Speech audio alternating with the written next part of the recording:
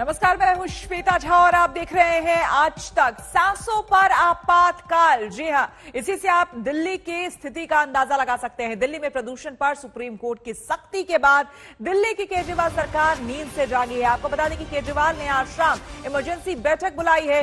बैठक में केजरीवाल, मनीष सिसोदिया, सत्येंद्र जैन और गोपाल राय मौजूद होंगे। आपको हम बता दें कि लगातार दिल्ली में प्रदूषण का स्तर बढ़ता जा रहा है। हालात ये हो गए हैं कि लोगों को घरों में भी मास्क लगाकर रहना पड़ रहा है। ऐसे में सुप्रीम कोर्ट में सुनवाई के बाद और कड़ी फटकार के बाद केंद्र और राज्य सरकारों को आज इमरजेंसी बैठक बुलाई गई है और इस बैठक में स्वास्थ्य और पर्यावरण मंत्री यानी कि सत्येंद्र जैन इसमें मौजूद होंगे, साथ ही साथ मनीष सिसोदिया इसमें मौजूद होंगे और पर्यावरण मंत्री गोपाल राय वो मौजूद होंगे।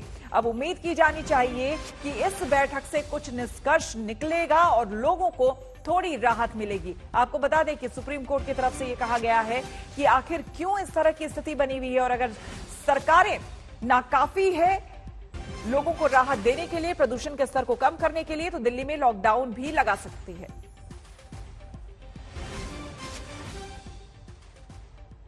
दिल्ली एनसीआर में दम घुटने लगा है। हवा इस कदर जहरीली है कि खुद सुप्रीम कोर्ट को आज हालात पर सख्त टिप्पणियां करनी पड़ी। सोमवार को सर्वोच्च अदालत इस मसले पर दोबारा सुनवाई करेगी, लेकिन उससे पहले कोर्ट ने आज सरकार को सलाह दी है कि संभव हो तो 2 दिन का लॉकडाउन लगाए।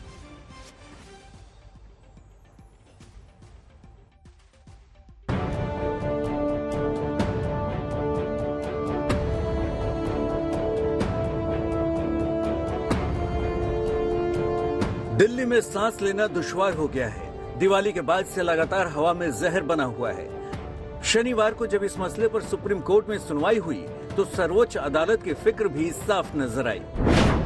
प्रदूषण पर सर्वोच्च अदालत फिक्रमंद, सरकार से पूछे तीखे सवाल, 2 दिन के लॉकडाउन की सलाह।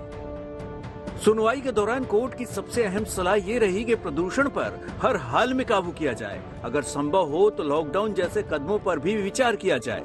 सुप्रीम कोर्ट ने सरकार से तीखे सवाल भी पूछे। सीधे सीधे बताने को कहा कि सरकार ने पराली से लेकर दूसरे मुद्दों पर क्या फैसले किए और क्या इंतजाम किए। सुप्रीम कोर्ट ने कहा कि केंद्र सरकार और राज्य सरकारें बताएं कि इमरजेंसी से निपटने के लिए क्या कदम उठाए। किसानों को पराली जलाने से रोकने के लिए कुछ प्रोत्साहन जरूर दें। सरकार बताए कि एनसीआर में कितनी खेती की जमीन है, किसानों को पराली डिकम्पोज मशीनें देने पर कितना खर्च आएगा, पॉल्यूशन के दूसरे स्रोत पर काबू क्यों नहीं हो रहा, पटाखों को भी क्यों नहीं रोका जा रहा। आपातकालीन कमेटी की रिपोर्ट सोमवार को दाखिल की जाए।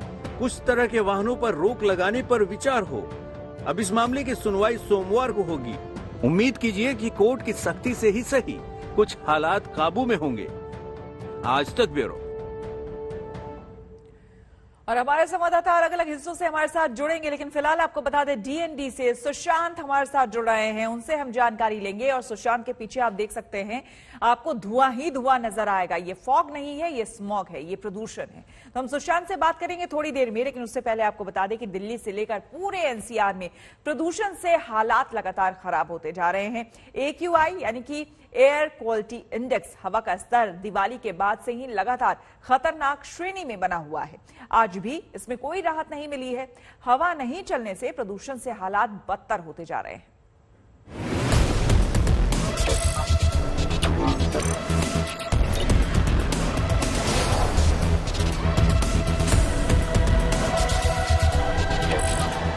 सर्दियों ने ठीक से दस्तक भी नहीं दी कि दिल्ली की हवा एक बार फिर हो गई जहरीली। हवा में इतने प्रदूषक तत्व घुल गए कि सूरज पस्त नजर आने लगा और सांस लेना दुश्वार हो गया। मॉर्निंग वॉक पर जाना खतरनाक हो गया और घर के भीतर भी सांस लेना सितम बन गया। दिल्ली की हवा में घुला ज्यादा जहर।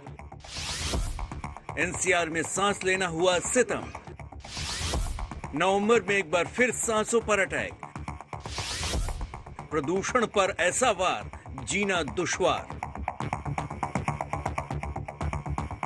दिल्ली की हवा कितनी जहरीली है इसका अंदाजा इस बात से लगाइए कि आज भी दिल्ली की हवा में सांस लेना खुद की सेहत से खिलवाड़ करना है। आज दिल्ली का AQI 465 है, यानी खतरनाक। पड़ोसी नोएडा की हालत तो और भी खतरनाक है। यहाँ तो कमोबेश हर जगह पर AQI 700 के पार है। अब जरा दिल्ली की कुछ और जगहों पर AQI के आंकड़ों पर गौर कीजिए। हर जगह आंकड़ा इतना है जो मौसम विभाग और सरकार खतरनाक मानती है। रोहिणी में AQI 463 और ITO पर 484 है, यानी दोनों डेंजर जोन में हैं। चांदनी चौक पर ये 483 दर्ज किया गया तो द्वारका में 492। हरियाली के लिए मशहूर लोधी रोड पर भी 450 AQI है। ओखला में AQI 480 है तो IGI एयरपोर्ट पर 462। प्रदूषण सारी हदें पार कर रहा है और सरकार के हुक्मरान इस पर बात करने से भी कतराने लगे हैं। राजस्थान के सालासर में बालाजी धाम पूजा के लिए CM अरविंद केजरीवाल से दिल्ली के जहरीली हवा पर सवाल पूछा गया तो वो कन्नी काट गए। सर, आज भी वही सादगी है आपकी, देखने में आई है कि मीडिया से आपने बात किया, लेकिन सर हल्का सा पोल्यूशन आपने यहाँ भी देखा हुआ, दिल्ली का देखा हुआ, किस तरह से अंतर? दिल्ली की हवा PM10 यानी बड़े धूल कणों का स्तर बीते 30 घंटों से खतरनाक बना हुआ है और छोटे धूल कणों यानी PM 2.5 की बात करें तो 32 घंटों से इनका स्तर खतरनाक है। जरा दिल्ली की अलग अलग जगहों की इन तस्वीरों को एक नजर में देखिए, आपको हालात का अंदाजा खुद लग जाएगा। इंडिया गेट की इन तस्वीरों को देखिए। आम दिनों में यहाँ से राष्ट्रपति भवन साफ दिखता है, लेकिन आज ऐसे हालात नहीं हैं। राष्ट्रपति भवन धुंध में खोया है, दूर तक सड़क पर सिर्फ धुंध है। विजय चौक से राष्ट्रपति भवन और करीब है। हमने यहाँ जाकर देखा, लेकिन यहाँ से भी राष्ट्रपति भवन की मामूली झलक पाना भी मुश्किल था। अब जरा दिल्ली विश्वविद्यालय के इलाके का हाल देखिए। हरियाली भी यहाँ स्मॉग से मुकाबला नहीं कर पाई। स्मॉग का असर साफ दिख रहा है।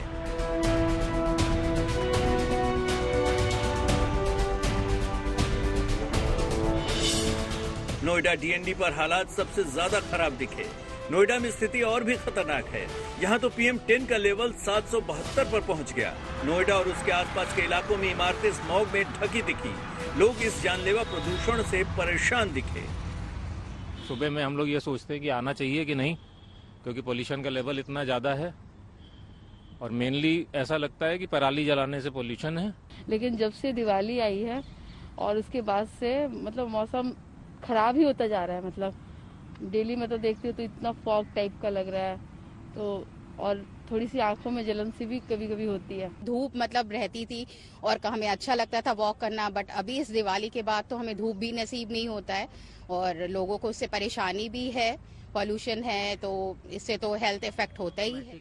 नहीं, जिनकी जो अस्थमैटिक है उनको घर बैठना चाहिए, जिनको इम्यूनिटी लो है उनको भी नहीं आना चाहिए, और जो ठीक है उनको आना चाहिए। काम तो करना ही है, पब्लिक मूव करेगी तो व्हीकल एमिशन होगा ही होगा, तो इसको गाड़ियों को ही कम करने से नहीं होगा काम। इस चीज में जब तक पब्लिक ट्रांसपोर्टेशन नहीं बढ़ाएंगे, एडुकेटली नहीं करेंगे। आखिर इस प्रदूषण की वजह क्या है? आखिर क्यों दिल्ली हर बार इस मौसम में जानलेवा प्रदूषण झेलती है? दिल्ली में इस स्मॉग की 4 वजह हैं। गाड़ियों का धुआं पहली वजह है, फैक्ट्रियों का प्रदूषण दूसरी वजह, तीसरी वजह है पराली जो पंजाब और हरियाणा में जलाई जा रही है। सवाल ये कि आखिर प्रदूषण से आने वाले दिनों में राहत कब मिलेगी? मौसम विभाग के मुताबिक कल कुछ राहत रहेगी, लेकिन 15 नवंबर को एक बार फिर प्रदूषण बढ़ेगा। प्रदूषण पर सुप्रीम कोर्ट भी कई बार नाराजगी जता चुका है। दिल्ली और NCR की जनता परेशान है, लेकिन हाल फिलहाल इससे राहत मिलती नहीं दिखती। आज तक ब्यूरो। और हमारे संवाददाता अलग अलग जगहों से हमारे साथ जुड़ गए हैं। DND से हमारे साथ जुड़ रहे हैं सुशांत, साथ ही साथ हमारे साथ मंडी हाउस से जुड़ रहे हैं हमारे संवाददाता हिमांशु, और अनीशा माथुर हमारे साथ DU से जुड़ रही है। सबसे पहले अनीशा, आपसे जानना चाहेंगे, अभी सुप्रीम कोर्ट में सुनवाई चल रही थी इसी मुद्दे को लेकर के, क्या कुछ कहा गया फाइनली सुप्रीम कोर्ट की तरफ से सरकारों को? देखिए, सुप्रीम कोर्ट ने कुछ जवाब दिए हैं। ये भी पूछा है कि सिचुएशन है इसके बारे में आप क्या कर रहे हैं। ये पूछा गया कि पराली की वजह से जो 40% धुआं है उसके लिए आप क्या कर रहे हैं। क्या किसानों को कोई इंसेंटिव दिया गया कि वो पराली ना जलाएं? क्या उनके लिए कोई मशीनें जो सरकार बार बार कह रही है पिछले साल से कि हमने मशीनें ला दी हैं जिनसे किसान क्रॉप रेजिड्यू को इकट्ठा करके फैक्ट्रियों में भेज सकते हैं। सुप्रीम कोर्ट ने पूछा कि कितनी मशीनें हैं, कितने किसानों को एक्चुअली मिली हैं, ये बताइए, सिर्फ पॉलिसी मत बताइए, हमें ये बताइए ग्राउंड पर क्या हुआ। दिल्ली को लेकर ये भी कहा गया है कि पटाखे क्यों जलाने दिए गए, दिल्ली पुलिस क्या कर रही थी इस वक्त, क्योंकि इमरजेंसी सिचुएशन है, क्या गाड़ियों से जो धुआं निकल रहा है उसको रोकने के लिए कोई लॉकडाउन लगाया जा सकता है? कड़ी फटकार सुप्रीम कोर्ट की तरफ से लगाई गई है राज्य सरकारों को, और इसीलिए शायद आज अरविंद केजरीवाल एक अहम बैठक भी शाम में बुला रहे हैं। हिमांशु, आप जिस जगह पर है मंडी हाउस इलाके में, वहां पर AQI कितना है?